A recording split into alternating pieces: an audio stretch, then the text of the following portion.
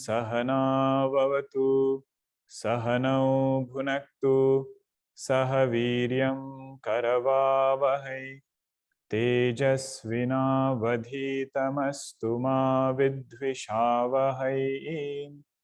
ॐ शान्ति शान्ति शान्तिः।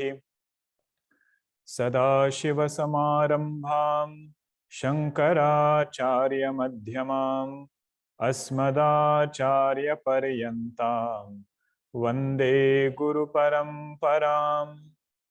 रामो राजमणिः सदा विजयते रामं रमेशं भजे रामेणाभिहता निशाचरचमू रामाय तस्मै नमः।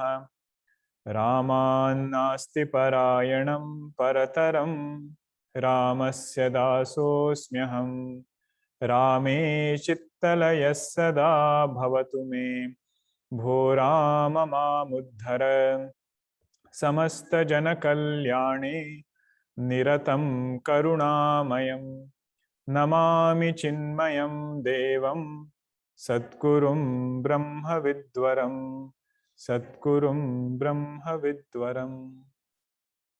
हरि ओम everyone. The topic of Praman Vichara sometimes looks very academic. It seems as though that all these technical words we are studying, different terminologies, what exactly will it do to us as far as our spiritual journey is concerned?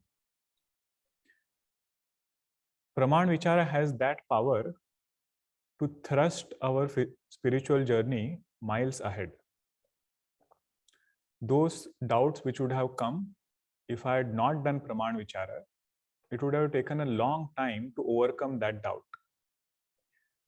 So the 4 words that we saw, right? Nature of knowledge. If you just pay close attention to them, each word has that ability to open up something new for us. So we said knowledge is that which is anadhigatam. It will take place only by one means of knowledge, not through any other means. And as sadhakas, we have this question sometimes. Vedanta tells me I am Brahman, I am infinite, but I am not experiencing infinitude. This, it might have come to you also, or you might have heard it from other sadhakas, that I am not experiencing my infinitude. If somebody has done Praman Vichara, they will ask this question, with what do you want to experience infinitude? So with a finite mind, I want to experience infinite Brahman. So there Praman Vichara says that finitude is nature of Brahma and it will be known through Upanishads. You let go of all other finitude, what remains is infinite Brahma. Without Praman Vichara, I will try to use experience Pramana or whatever name you want to give. Through a finite conditioning, I want to know infinite Brahma, infinite experience of Brahma. So Vedanta says no, Brahman is always experienced and it is of the nature of infinitude. So anadhigatam word, once we reflect more, something new will open up. That what am I seeking actually? Why am I conflicting between 2 pramanas? One is Upanishad pramana, another is my own thoughts, my own experiences, convictions which, erroneous convictions which I might be entertaining. So this we had seen in the word called as anadhigatam. Abhaditam was the second word. Related to this, one of the challenges a sadhaka has, while I am in the class, I feel I am Brahma.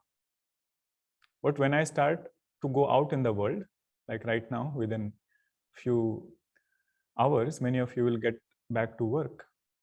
And over there, I start feeling that my infinitude or knowledge of Brahman is taken away. right? I feel I am Brahman at some time during the day, but other time of the day, I feel I am the same person as before. So reflecting on this word abaditam should tell me that once knowledge has taken place through pramana, it cannot be negated. Now, what is the conflict there? I'm confusing disturbed mind or some kind of qualities which are there in the mind, that I'm confusing with knowledge has not taken place. So Upanishads are expecting us that we do sufficient sadhana so that mind doesn't bother and mind can be taken care of even at sadhana level. With that knowledge, with that mind, when I get this knowledge, I can hold on to this fact even more. That even while I'm at work, whether my eyes are closed, eyes are open, in the seat of meditation or outside also, knowledge is abaditam. This teaching Bhagwan Narayana gives to Brahmaji. So Chatushloki Bhagavatam starts with this question from Brahmaji that I will be doing so much of work now. And I think nobody can be busier than Brahmaji. He is the most busiest person. And he says, tell me that knowledge by which I will not get caught up by this doership. So then Bhagwan Narayana tells him, question the nature of this doer. Brahmaji says, tell me that knowledge by which I will not get caught up by this world. Lord Narayana says, question the nature of the world. And when you question it, all you will find is only consciousness. Aham eva asam. I alone am. I was there before, even now I alone am. But the main point to note there is abaditam. Means having that space within us where we are able to distance the world, distance our thoughts from our true nature. And because it is pramana, it will not get negated. Okay, even if mind is disturbed, you see that is what pramana has told me, I am not this mind. But at that level also, sadhaka has sufficient sadhanas. We should not ignore that aspect. Then is asandigdham. Asandigdham, this we had discussed when we saw that word also, that sometimes when we are sitting for meditation or even in general, we have a lot of doubts about how I am Brahma. Or we have doubts about how is this Jagat Mithya? How am I one with Bhagavan? So all those doubts which are there, they should go away with reflection on pramana, reflection on this teaching. And a helpful aid for that is discussing with others, discussing with our own mind. If you have done thorough Shravanam, you will enjoy conversing with your mind. And Gurudev used to call it the lower mind and the higher mind.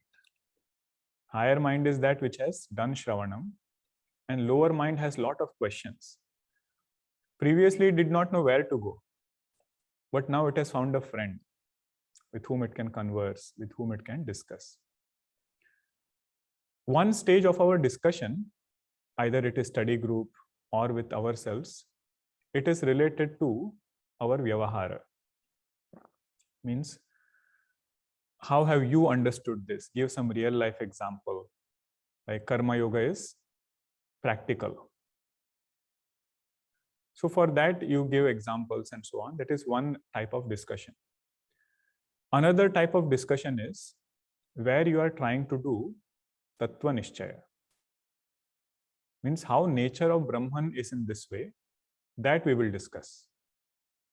How Jagat is mithya, that we will try to understand through our discussion.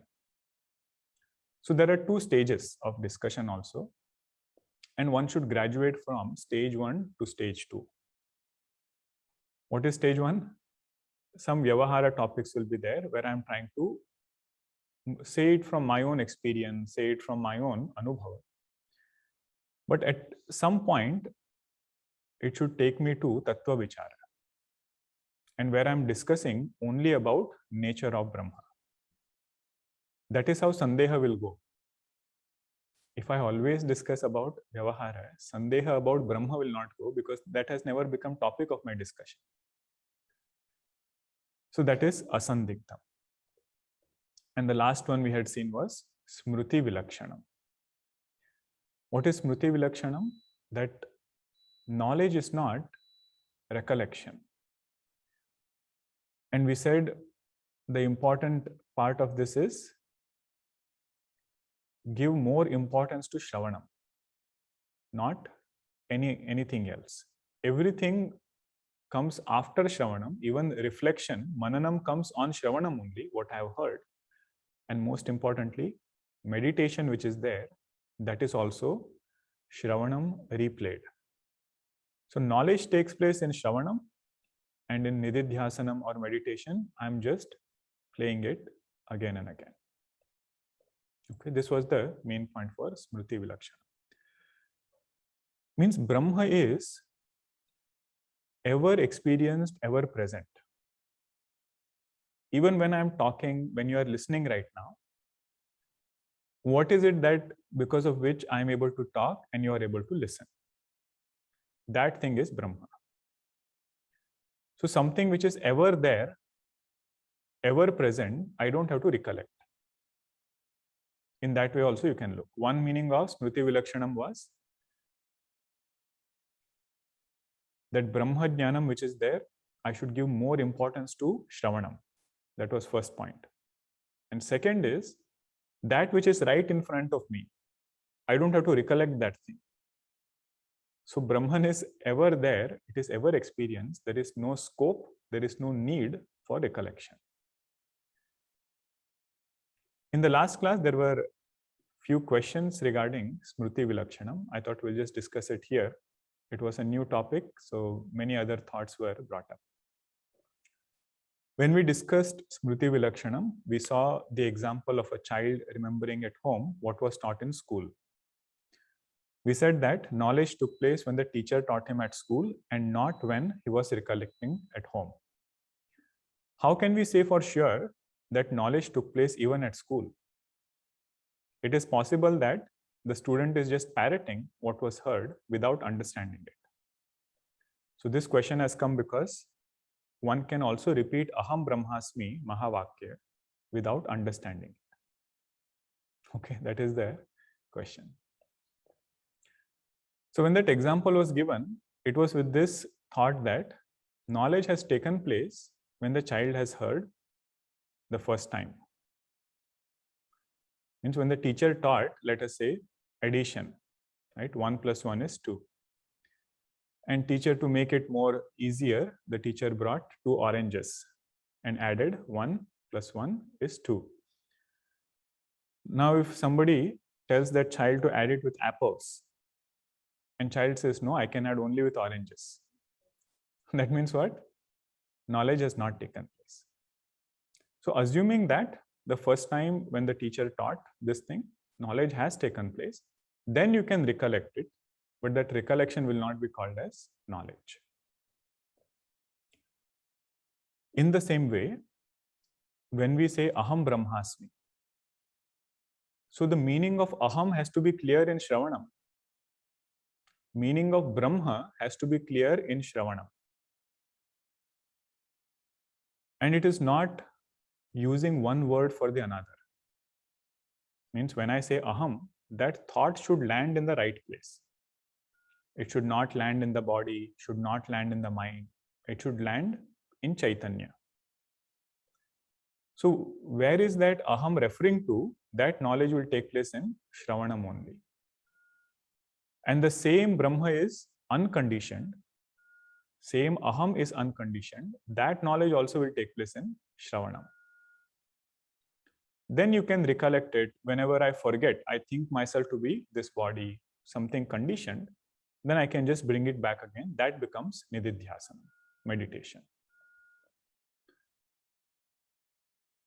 Maharaj used to give an example. He used to say, sometimes we get into the habit of using alternative words.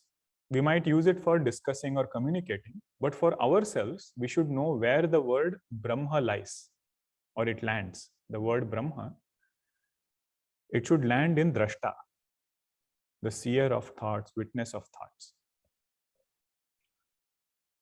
It is not name of another person. Means Brahma is not some person, neither it is one more hat that I'm wearing. Right? I say I am an engineer, I am a doctor, I am a musician, and now I say I am Brahma. So Brahma is not another hat, it is removing all other hats. Whatever remains, that is Brahma. And he would say, just like the child example we saw, right? If there is a child whom you ask, what is nose? And that child says, nose is that which is between the eyes. Nose is that by which you breathe. Nose is that on which you wear a nose ring. So like this, if he is keeping on telling different attributes of nose, you cannot be certain whether knowledge has taken place unless he takes his finger and says, this is nose. Okay. In the same way, I am Brahma. So I can keep giving different words. Brahman is all pervading. Brahman is infinite. Brahman is asanga. All that is good, but true knowledge should take place. I am that Brahma. And where should it land? Witness of thoughts. Okay, so I hope that clarifies this question, that repetition of Aham Brahmasmi is meaningful only after knowledge has taken place. And Aham Brahmasmi in general is not for repetition. Unlike Japa, it is not a Japa mantra. It is Artha Avrutti. Avrutti means repeating, but not only the word, repeating the Artha, the meaning of it. So that you don't have to do it several times. You can do it once and just stay with that meaning. And again, if it goes here and there, bring it back. Another question was, I'm not able to understand importance of Smriti Vilakshanam as nature of knowledge. It is the same knowledge whether I learn of it for the first time or recollect it. Why is that demarcation important? So demarcation is important because students should give more importance to Praman Vyapara. Means when Pramana is working, at that time students should say, I am most alert at that point. That is Praman Vyapara, and that is our Shravanam. Rather than giving importance to Nididhyasanam, student is saying Praman Vyapara, Shravanam becomes more important.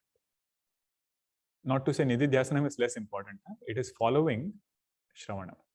So that is the main purpose. That is why this demarcation is made between recollection and knowledge taking place. And we had seen that recollection can be of erroneous things also. Like how I said, you had a dream that you went to Advaita Makaranda class. But actually yesterday you came to Ramcharitmanas class. So that is why demarcation is made. Recollection need not be always valid. Only when it is Praman Vyapara, that is valid knowledge. And on top of that, you do recollection, it will help. Okay. Can't Shravanam that happens today actually be recollection from some previous birth? So this again, if Shravanam is happening now, that means you are doing Praman Vyapara. Vyapara means transaction. Huh? If you are wondering what is Vyapara. When that transaction is going on, you cannot recollect even if you want to. For example, you are seeing me right now on screen or in person.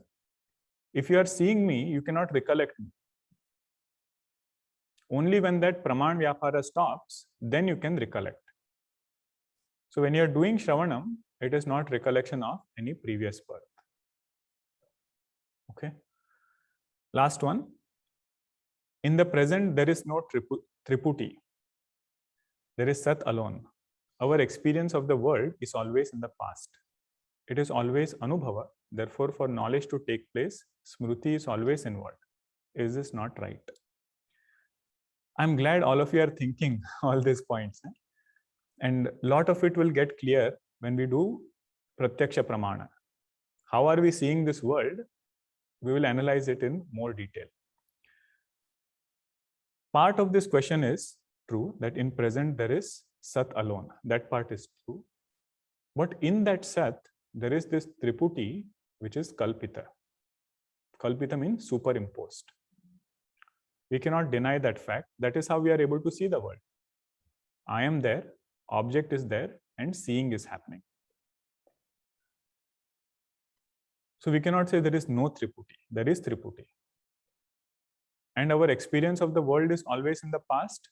Memories can be there of the past, but right now also through that Triputi, experience is taking place. That also we cannot deny. So Vedanta will emphasize more on Pratyaksha Pramana in this way. That, how in spite of there being only one Sat, still knowledge of this world takes place through Triputi only. Okay. So knowledge to take place, Smriti is always involved. It's not, necessarily true. Okay, if there are more, you can write it later, but I thought it's important to discuss these points because it doesn't keep coming over and over again. So now let us start with Pratyaksha Pramana. How does cognition takes place with our sense organs? That is this particular topic. Out of those 6 Pramana, we are looking at the first one now, Pratyaksha Pramana. So what is Pratyaksham? The first definition is Aksham Aksham Prati Yat Utpadyate Tat Pratyaksham. Aksham Aksham Prati Yat Utpadyate Tat Pratyaksham. Means that knowledge which takes place towards every sense organ. Aksham means not only eye, all 5 sense organs, whatever we are perceiving through that, that is called as Pratyaksha. Those of you who attended the Sanskritam class, we saw one Upasarga. Upasarga means prefix. Which prefix was that? Prati. So Prati means towards. So you see that word here, Pratyaksha. So that Prati Upasarga is there. And Aksha means sense organs. Means towards those sense organs, whatever knowledge is taking place, that is called as Pratyaksha. That is how that word is formed. And another way to put it is Pratyaksha Pramayaha Asadharana Karanam Pratyaksha Pramanam.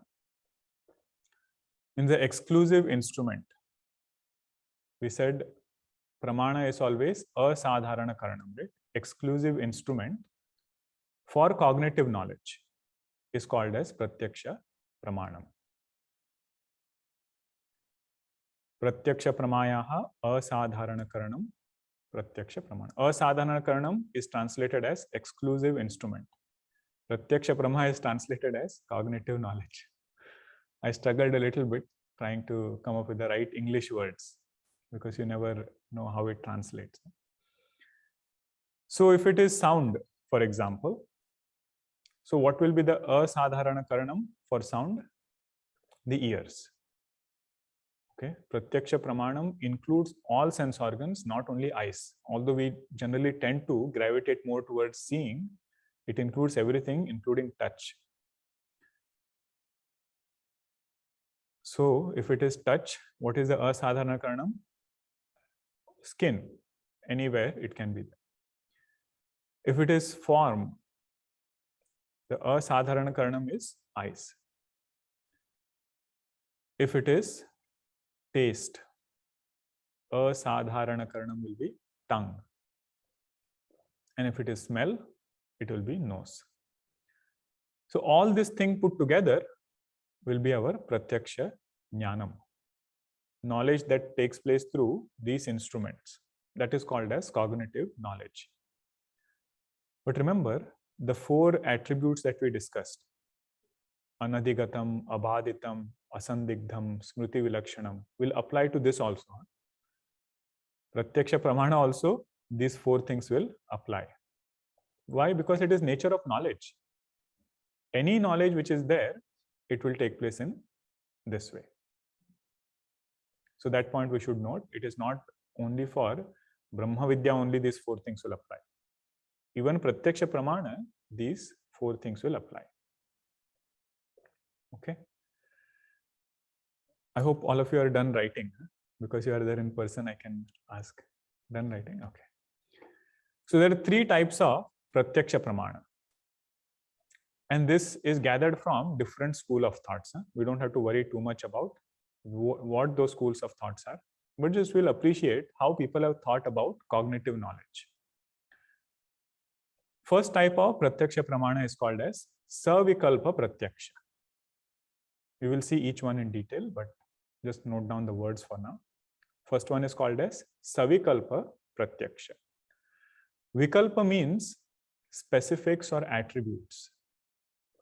So when I see through my eyes, I hear through my ears, it is not only that form that I'm seeing, but there are several other attributes that I'm gathering. Okay, Vikalpa means that. So Savikalpa will be gathering knowledge along with different attributes. Then there is something called as Nirvikalpa Pratyaksha. Means gathering knowledge without any attributes. Nirvikalpa Pratyaksha. Third one is very interesting. It is called as Yogaja Pratyaksha. Okay, Yogaja Pratyaksha. First one is Savikalpa, second is Nirvikalpa, third is Yogaja Pratyaksha.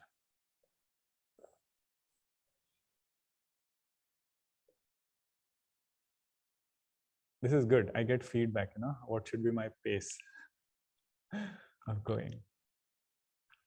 Savikalpa, Nirvikalpa, Yogaja. Okay. Now Savikalpa Pratyaksha. What did we say? Vikalpa means specifics, attributes. Let us take an example. You see a beautiful painting. Okay. Here you see this. You see the nature, the waterfalls. There is a tree over there. Flowers are there. Now you are seeing just Rupa. But along with that, aren't you getting so much other knowledge also?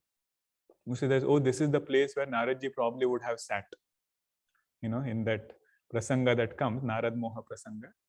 Or you can remember some place that you had gone before. Or you just say, oh, look at that waterfall, it's so beautiful. So there is beauty involved, there is color involved, there is so much of specifics involved. It is not just Rupa that you are seeing.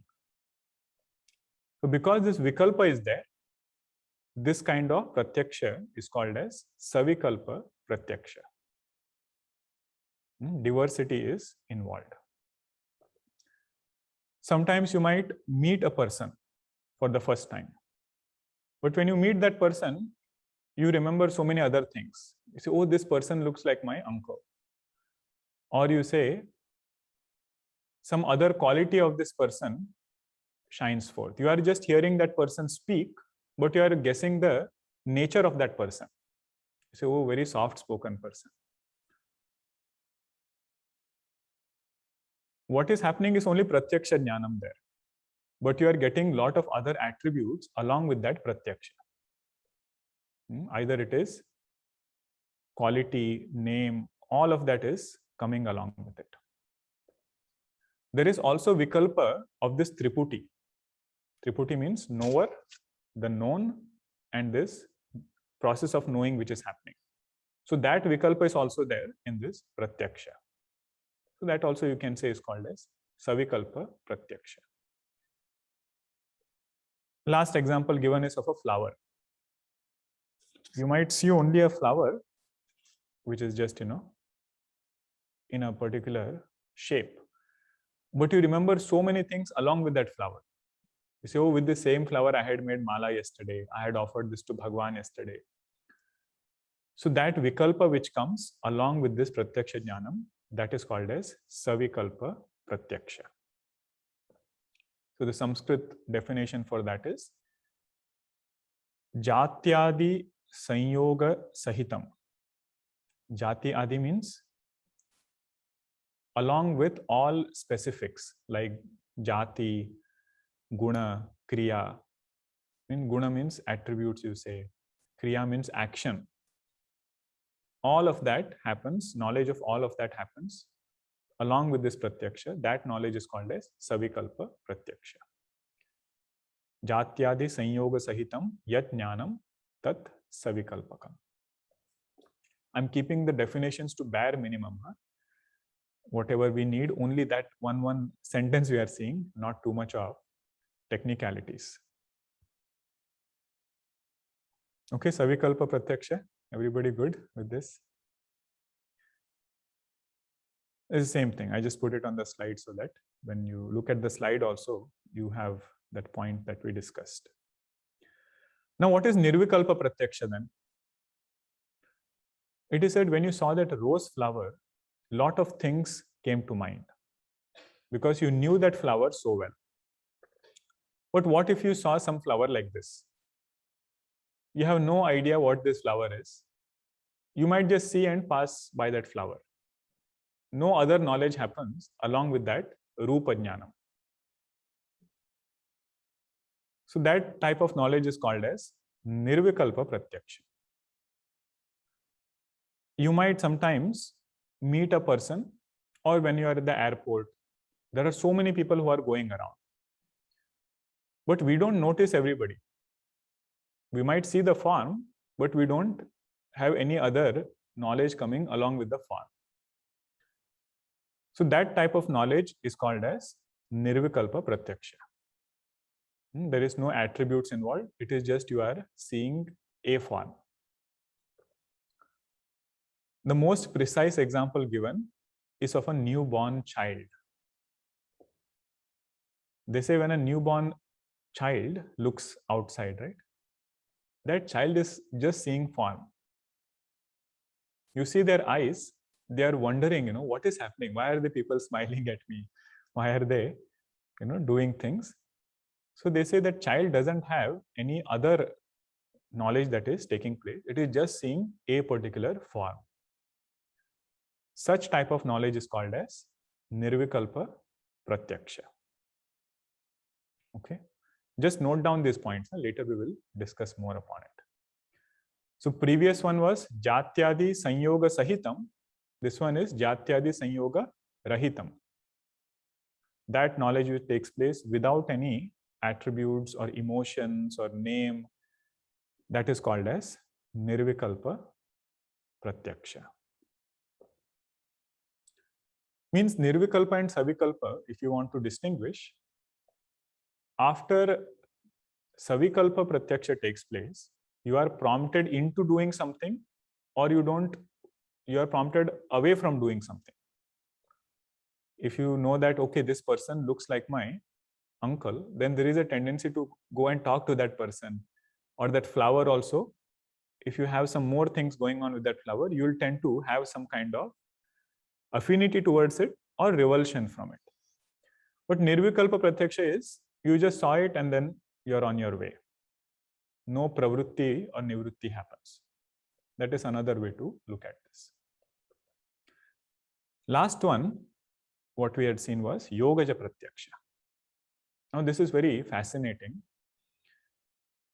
If there is a sadhaka who has sincerely done Ashtanga Yoga sadhana, yama, niyama, all Ashtanga yogas that sadhaka has sincerely practiced, lived a disciplined life for an extended period of time without compromise, that sadhaka, that yogi, can break the barriers of limitation of sense organs.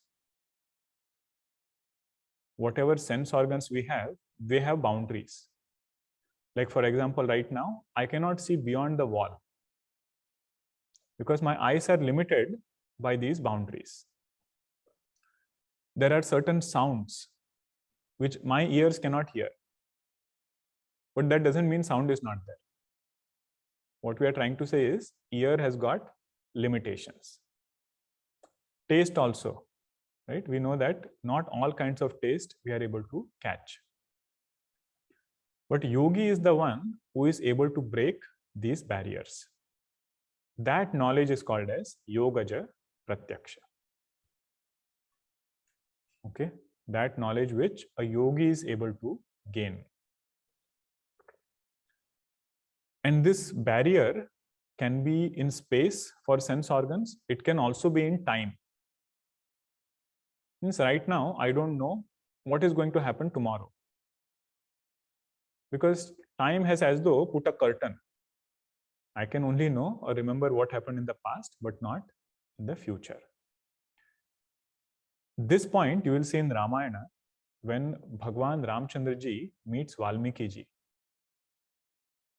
When Bhagwan goes to Valmiki ji's ashram, the way he greets Valmiki ji is by saying this chaupai. He says, Tuma trikala darasi muninatha. Biswa badara jimi tumhare hatha. Means Valmiki ji, you are the one who knows past, present, and future. Past, present is ordinary person. Future is this Yogaj Pratyaksha. And this entire creation is there in your palm as a amla fruit. That much clarity you have about events of the past, present, and future. Think of it this way. If you are watching a movie, right? For the first time, you are watching a movie. What is going to come later, we don't know. I mean, some movies you can guess. You see the first half, you know what is going to happen later. But the director who is there, who is sitting behind the reel, he knows at this moment what is coming. He also knows what is going to come in the future. So something like that, with this Yogaja Pratyaksha, a yogi is able to break the barriers of sense organs. Now you will say, where did you get all this understanding from? This comes from Patanjali Yoga Sutra.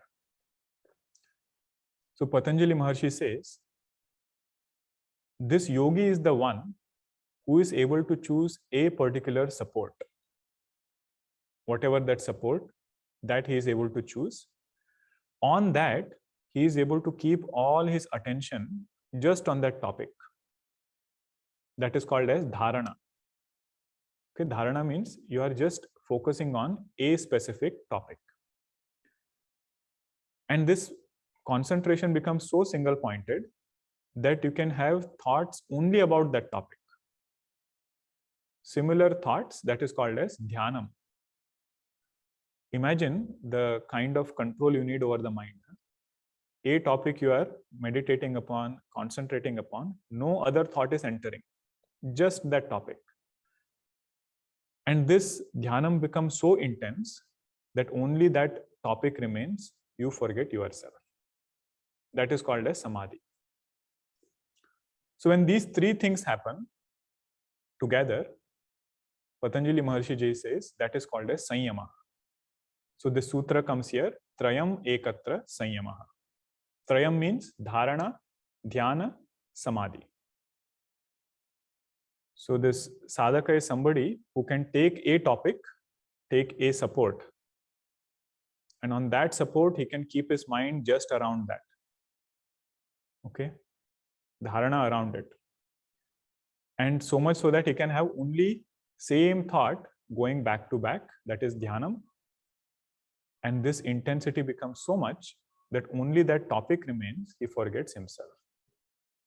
That is called as samadhi. Now Patanjali Maharshi says there are different supports on which you can do this sanyama. Okay, sanyama means three things coming together. So if you do sanyama on the sun, bhuvana jnanam surya sanyamat. If you do, just think about the sun god and then only have the same thought about sun. And so much so that you become one with that object. He says you will get knowledge of cosmology. So all our rishis were able to come up with this knowledge because they did all these sadhanas. Right? So Yogaja Pratyaksha means that. Doing sanyama on the sun gives knowledge of cosmology. If you can do sanyama on Nabhi Chakra, the navel wheel, then one gets knowledge of physiology. Nabhi Chakre Sanyamat Kaya Vyuha Jnanam. This is all yogic terms. That is how it will play out. But what we should appreciate is that such kind of pratyaksha is also possible. This much is good. We don't have to take it to a stretch or try to do anything different with it. We should just appreciate these are the three types of pratyaksha. If you want another example of Yogaja Pratyaksha, it is our Vedavyasji in Mahabharata. You will see in several places Vedavyasji comes and tells Pandavas what is going to come next for you. And he says, be careful, don't make these promises. To Yudhishthira also he says, when that game of dice is being played. But you know, destiny has its own way. Things, if they have to happen, they will happen. But important thing is being able to see beyond the limitations of sense organs. That is called as Yogaja Pratyaksha. Okay, all good so far? Everybody following along? Now, there is more depth onto how does this cognition actually take place. First part, we saw the definition, right, of Pratyaksha Pramana. We said that knowledge which takes place towards every sense organ is called as Pratyaksha Pramana. But how does this cognition actually take place? So there are different school of thoughts who have given different opinions. And we should not get carried away with the names or anything. I think only when we do an in-detail study of those school of thoughts, then we can confidently say, okay, this darshana says this. Until then, we should say a school of thought says this. Guruji always tells us that don't quote darshanas directly, because unless you have mastery over it, you should not make statements on their behalf. That is not honesty. Like somebody says Vedanta says this. You say, have you studied Vedanta with that conviction? But for the sake of our understanding, we will just use those words, but we should understand there is a lot of depth to their thinking also. So Nyaya Darshana says that cognition is the knowledge that takes place when there is a contact between sense organ and the object. It says when sense organs, eyes are in contact with the form, then knowledge of that object will take place. But remember, it's not only eyes. When ears are in contact with sound, then that knowledge takes place. So if there is an object, right now you might be sitting in front of your laptop, all of you are seeing this screen. That is the object which is there. So sense organ is there in contact with that object, knowledge will take place. Simple, nothing too complicated. This is one view. We are not come to Vedanta's view yet.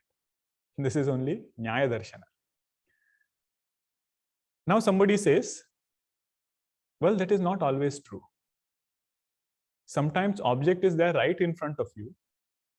Sense organs are also there, but knowledge is not taking place. You might have searched for your keys on the table. Key is right there, and you are seeing it also. But there is something happening because of which you are not able to get knowledge of that key. What is that? Then we say that cognition is the knowledge that takes place when mind goes through the sense objects through the doors of sense organs.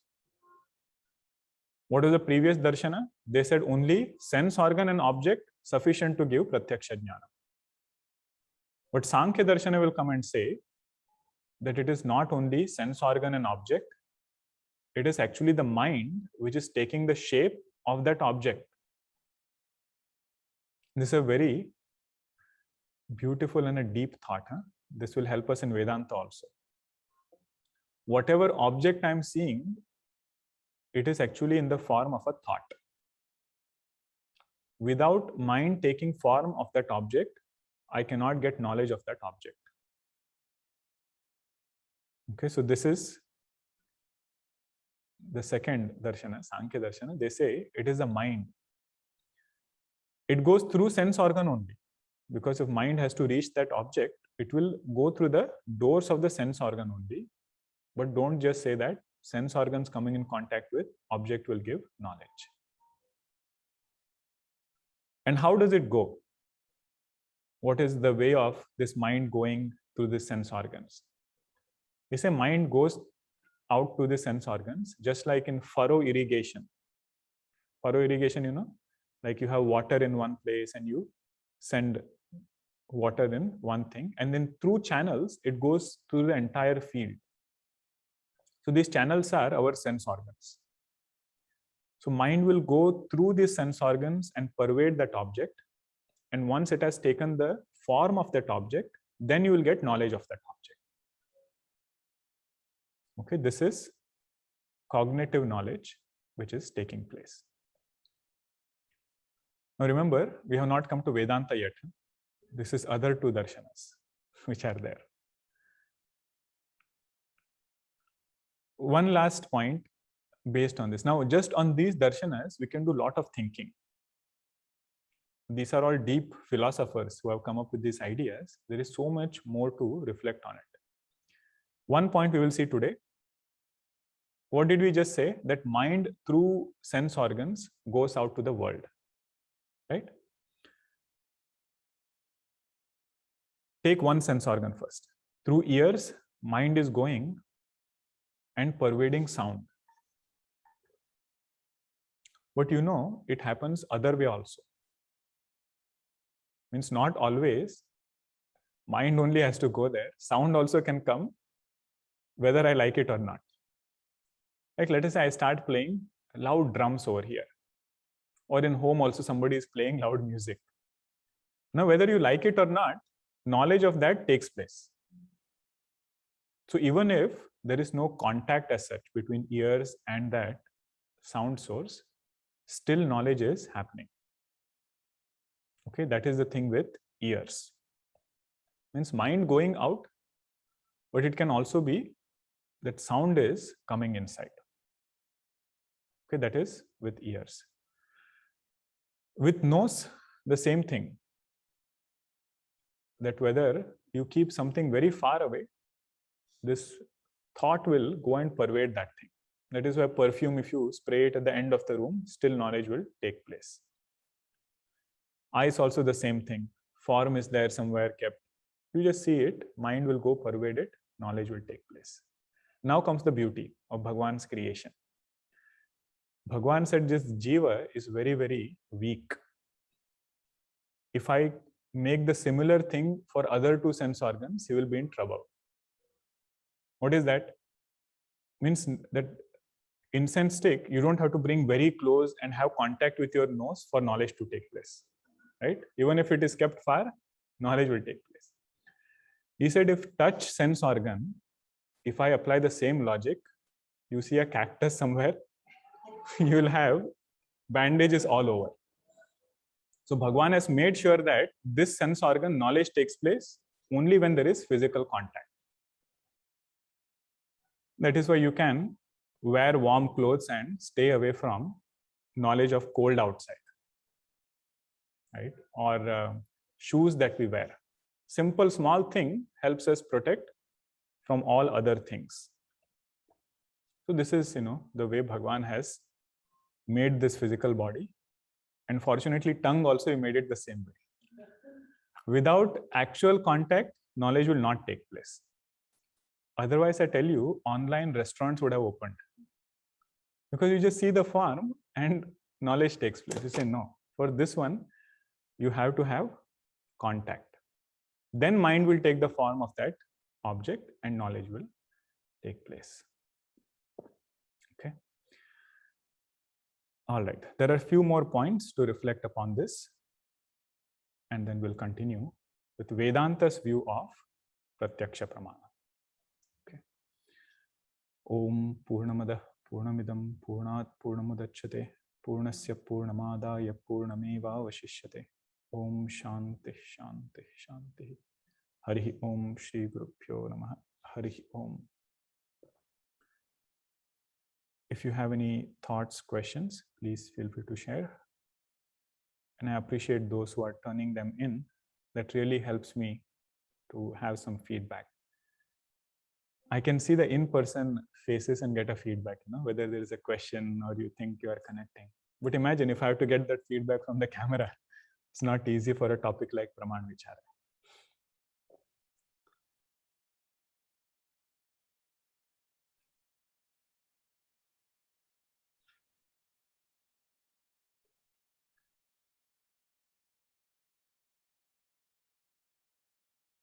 Savikalpa Pratyaksha, you said triggers associated with thoughts.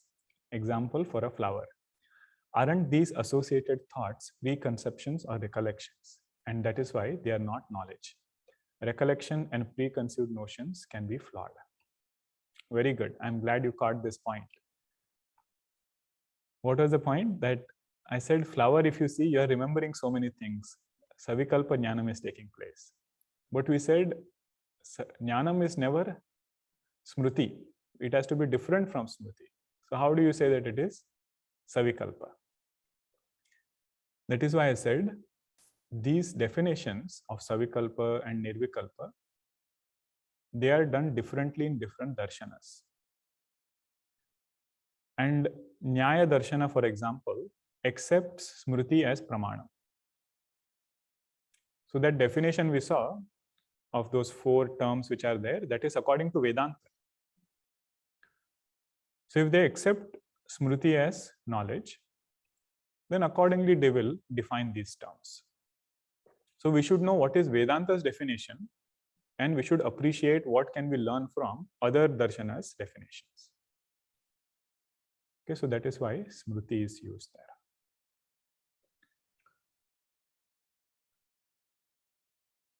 In case of Pratyaksha Pramanam, how can we understand Smriti Vilakshana? Can we not remember the experience later?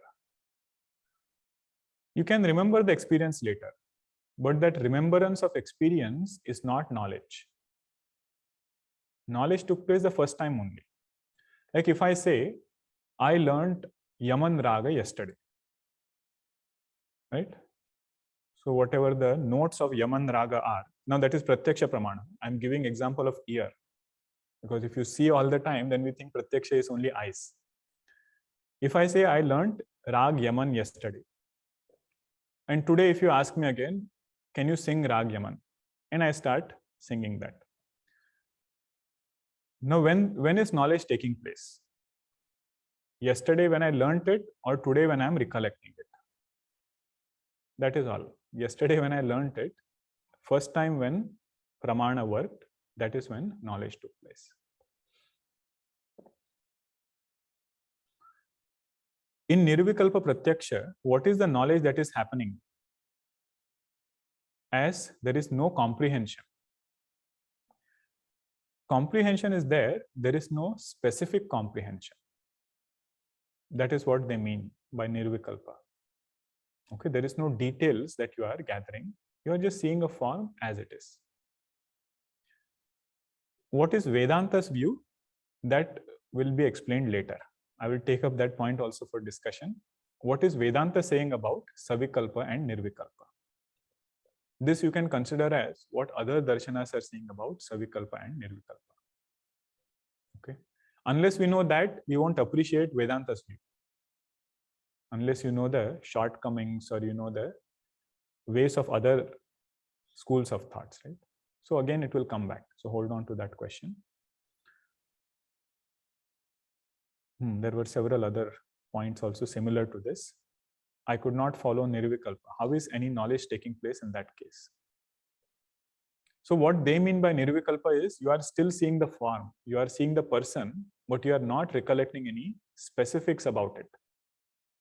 Like how that picture that you saw, you started recollecting about, oh, this color, the waterfall, different emotions came, like that. So there is no recollection.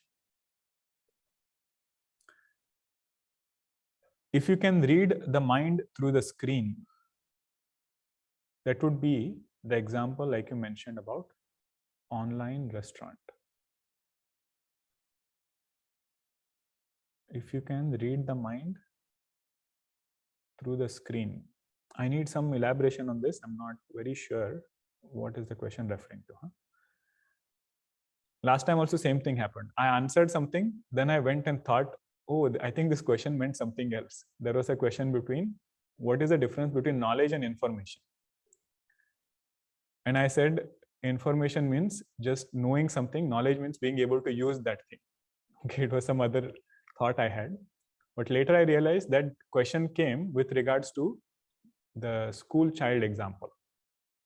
So if the child is just parroting, that is information. But if he has understood it, that is knowledge. So it was in that context this question was asked, and I gave answer in some other context. So I appreciate clarification there. In Yogaja Pratyaksha, there is no sense organ involved, but it is still called as Pratyaksha Pramanam. Points which I thought would not be caught, all of that you are catching right now. Did you get the question? That Yogaja Pratyaksha, there is no sense organ involved per se, but why is it called as Pratyaksha Pramanam? It is called Pratyaksha because it is breaking the barriers of sense organs. In that way, it is Pratyaksha. Why? One reason is it is breaking the barriers of sense organs. We all know that Pratyaksha Pramanam works in Jagrat Avastha. In waking state only, you can use Pratyaksha Pramanam because sense organs are involved. It cannot be Swapna Avastha, it cannot be dream state, nor can it be deep sleep state. Right? So the question is, in which state is this yogi getting knowledge of Yogaja Pratyaksha? Definitely not in deep sleep. Definitely not in dream. Only thing which remains is Jagrat Avastha. So because that knowledge is happening in Jagrat Avastha, that is called as Yogaja Pratyaksha. Pratyaksha Pramana's field of working is Jagrat Avastha, not Swapna, not Sushupti, not dream, not deep sleep. So because that knowledge takes place in a very specific state of Jagrat Avastha, in that Trayam Ekatra Sanyama is happening, that is why it is called as Yogaja Pratyaksha. Two reasons I gave. One was it is breaking barriers of sense organs. Second is that knowledge of Yogaja is happening in Jagrat Avastha. Two reasons. Does Savikalpa Pramana include Anumana? When I hear someone and they say they have a musical voice. When I hear someone and say that they have a musical voice. No, Anumana, the word Anumana means very different. When we see Anumana Pramana, we'll get precise understanding of what is Anumana. Anumanam is not guesswork or saying that that person has a musical voice. That is not called Anumana. Anumana is a technical word. Okay, so when we do that, we will learn about it. Is Savikalpa possible? Next step of Nirvikalpa Pratyaksha. Is Savikalpa possible next step of Nirvikalpa? Yes, that is also one way to look at it. That first when we see, it is Nirvikalpa. And then gradually attributes get added and then you get Savikalpa. Okay, that is one way to look at it. Hold on to all these points. You will be able to appreciate them more when we study what Vedanta has to say about Savikalpa and Nirvikalpa. What we saw today, you can just take it as what other schools of thoughts are saying. And it is important to know that before we go to Vedanta. Okay. All right. Isn't Shravanam just acquiring information? Mananam, recollecting what was heard, and Nididhyasanam, where one's finally gets established in knowledge, or where one finally gets established in knowledge. So self-realization or direct experience of knowledge occurs in the seat of meditation. How does this correspond to Jnana and Vijnana?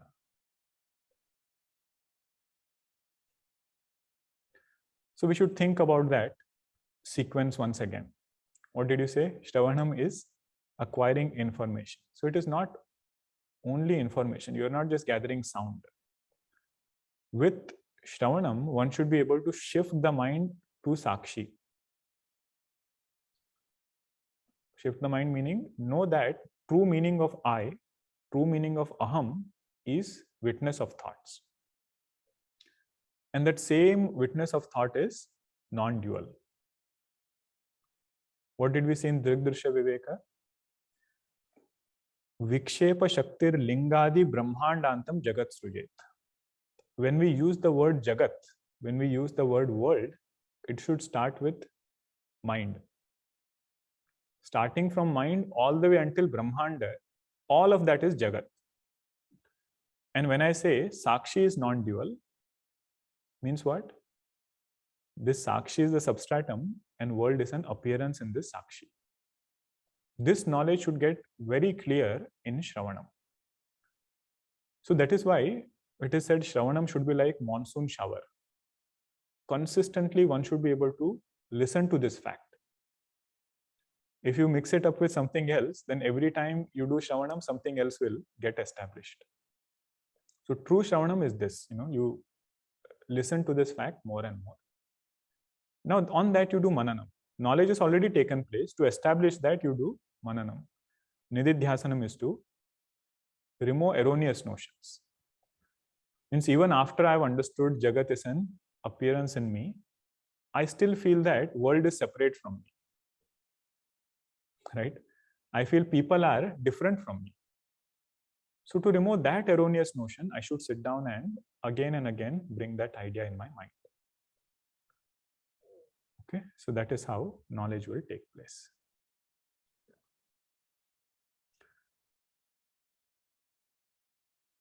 How do we differentiate between nirvikalpa and the situation where mind is not with sense organs and hence no knowledge is taking place? Okay, there are 4 more questions here, which I think we'll take next time. I want to do justice to the questions also. We should not rush through them. I'm glad all of you are thinking and we'll have time towards the end, okay, of every class. Om Shanti Shanti Shanti. Hari Om Shri Guru Pyo Namaha. Hari Om.